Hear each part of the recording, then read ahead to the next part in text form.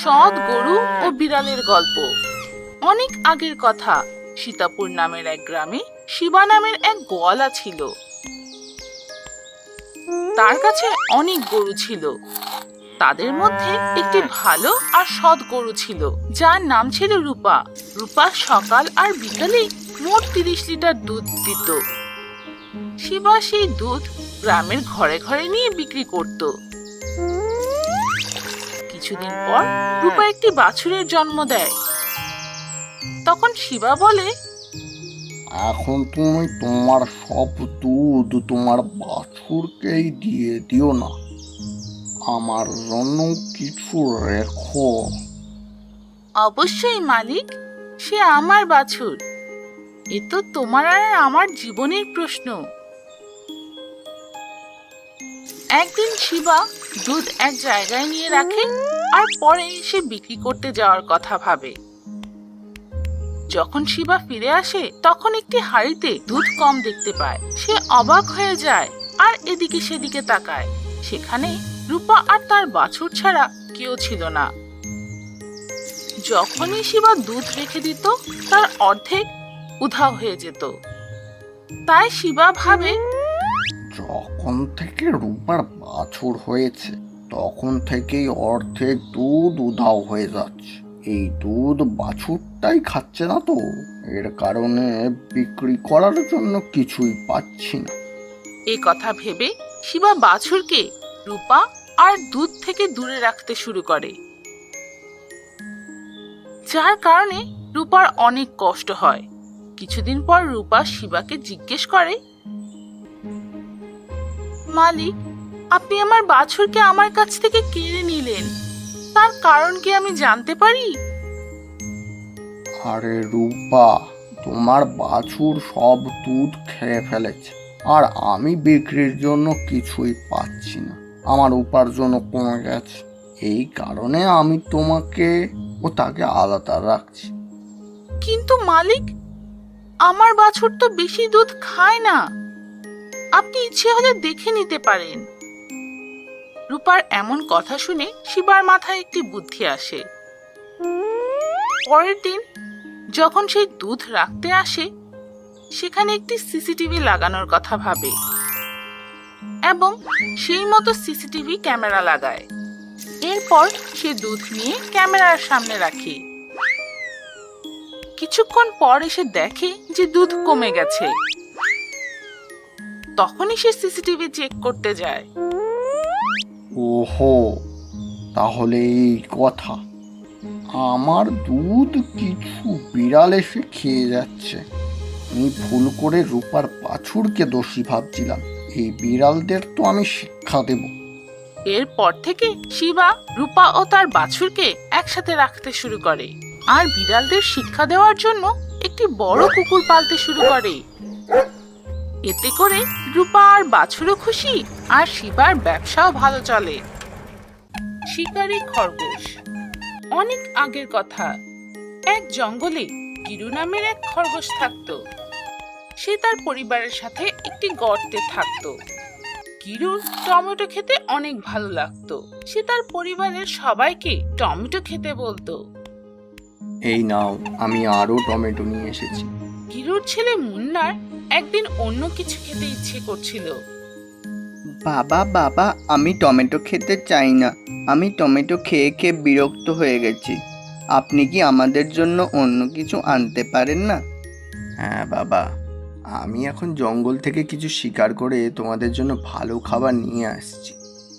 গিরু জঙ্গলে শিকার করতে যায়। চলতে চলতে সে জঙ্গলে কিছু বড় পায়ের ছাপ দেখতে পায়। আরে, এত বড় পা, এটা কার হতে পারে? গিরু শিকারের খোঁজে আরো কিছুক্ষণ জঙ্গলে ঘুরে, কিন্তু সে কিছুই পায় না। এখানে অবশ্যই অন্য কোনো প্রাণী শিকার করেছে। এই পায়ের ছাপ তারই হবে। গিরু তার বাড়ি ফিরে যায়। সে পরের দিন আবার শিকার করতে যায়, কিন্তু সেদিনও কিছু পায় না। এরপর একদিন এক জাল বিছায়, কিন্তু পরদিন জাল ছেঁড়া দেখতে পায়।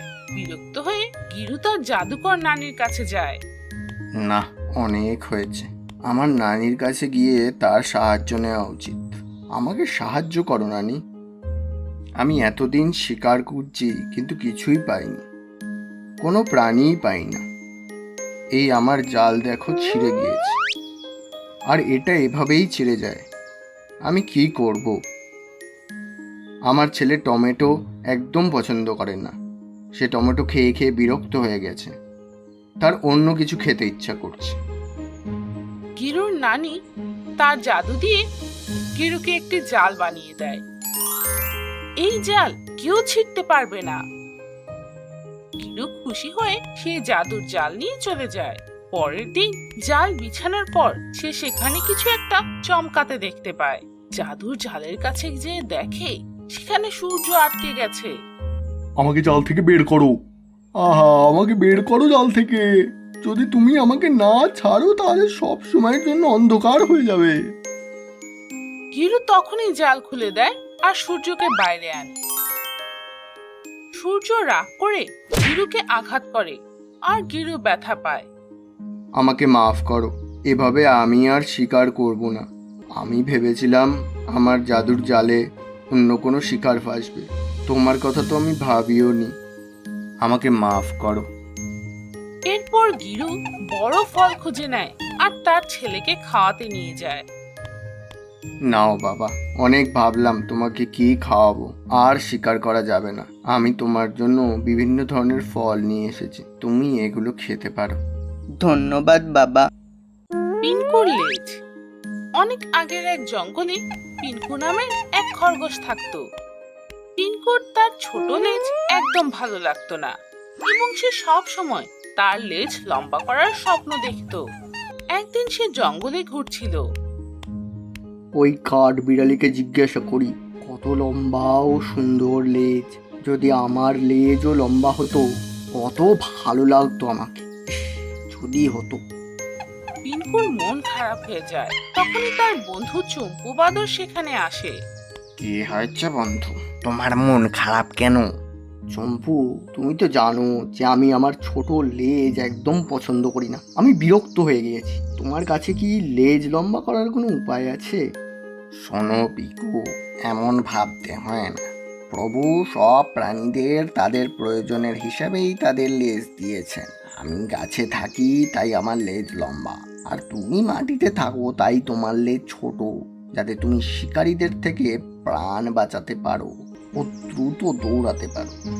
কিন্তু চম্পু এত বোঝানোর পরও পিনকু বুঝতে চায় না এবং সে রাগ করে সেখান থেকে চলে যায়। যেতে যেতে সে এক গ্রামের কাছে যায়। গ্রামে সে একটি বাচ্চাকে খেলতে দেখে। বাচ্চাটি একটি মাটির বিড়াল নিয়ে খেলা করছিল। বাবা, তাড়াতাড়ি আসো, খাবার খেয়ে নাও। আসছি মা। বাচ্চাটি খেলনা বিড়াল রেখে তার মায়ের কাছে চলে যায়। কিন্তু এই সুযোগে সেই খেলনাটি তার গর্তে নিয়ে আসে। এখন আমি এই বিড়ালের লেজ খুলে আমার লেজে লাগিয়ে নেব, এরপর আমারও লেজ লম্বা হয়ে যাবে। কিছুদিন সে খেলনা থেকে লেজ খুলে তার লেজে লাগানোর চেষ্টা করে। অবশেষে একদিন সে সফল হয়ে যায়। পিন্টু গর্ত থেকে বের হয় আর সে তার নকল লেজ সবাইকে দেখায়। আরে পিঙ্কু, তোমার লেজ এত বড় হলো কি করে? আমি কোনো সাধারণ খরগোশ না, আমি যা ইচ্ছা তাই করতে পারি। আমাকে প্রভু আশীর্বাদ দিয়েছেন। পিন্টু সবাইকে বোকা বানায় আর অন্যান্য খরগোশদের তার মিথ্যা কাহিনী বলে আর সবাইকে বিশ্বাস করায়। সব খরগোশ তার সেবা করতে থাকে। পিন্টু অনেক খুশি হয়। একদিন যখন সব খরগোশেরা পিন্টুর সেবা করছিল, তখনই এক শেয়াল এসে হামলা করে। সবাই পালাতে থাকে, কিন্তু শেয়াল পিন্টুর সেই লম্বা লেজে কামড় দেয়। লেজ নকল ছিল, তাই সে পালিয়ে যায় আর প্রাণে বেঁচে যায়। কিন্তু সবাই পিন্টুর সত্য জেনে গিয়েছিল। তাদের এজন্য অনেক রাগ হয় আর কেউ তার সাথে কথা বলে না। এসব দেখে পিন্টু তার ভুল বুঝতে পারে আর সবার কাছে ক্ষমা চায়।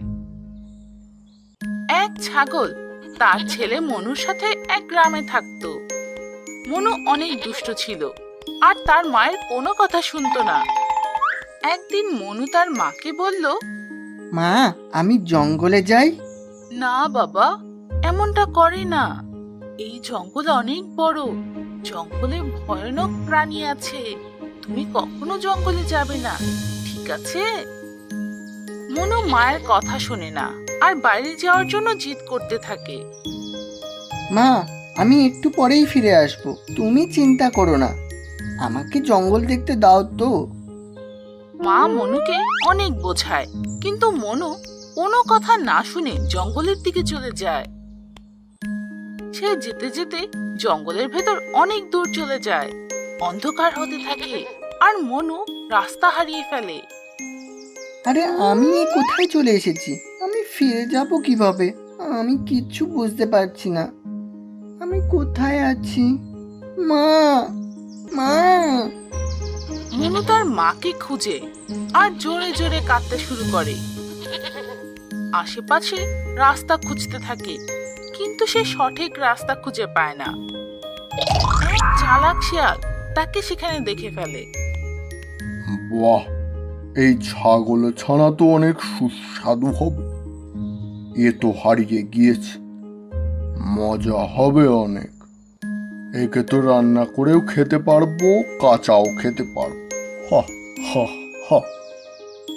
ওরে বন্ধু, কোথায় যাও? আমি আর অপেক্ষা করতে পারছি না, এক্ষুনি গিয়ে একে ধরে ফেলি। চালাক শিয়াল মনুর কাছে এসে তার সাথে কথা বলতে শুরু করে। আরে বাবা, কাঁদছো কেন? শান্ত হও, শান্ত হও। বলো, আমি তোমাকে কিভাবে সাহায্য করতে পারি? আমি রাস্তা হারিয়ে ফেলেছি, আমি ফিরে যেতে চাই। তুমি চিন্তা করো না, তোমার শেয়াল আন্টি চলে এসেছে। চলো, আমার পিছনে পেছনে আসো। চলো বাবা। চালাক শিয়াল মনুকে তার কথায় ভুলিয়ে তাকে জঙ্গলের দিকে, তার গুহার দিকে নিয়ে যায়। সেখানে মনুকে মেরে ফেলে আর তাকে খেয়ে ফেলে। এদিকে মনুর মা অপেক্ষা করতেই থাকে। তাই তো বলে, আমাদের সব সময় বড়দের কথা শোনা উচিত, নয়তো আমরাই বিপদে পড়বো।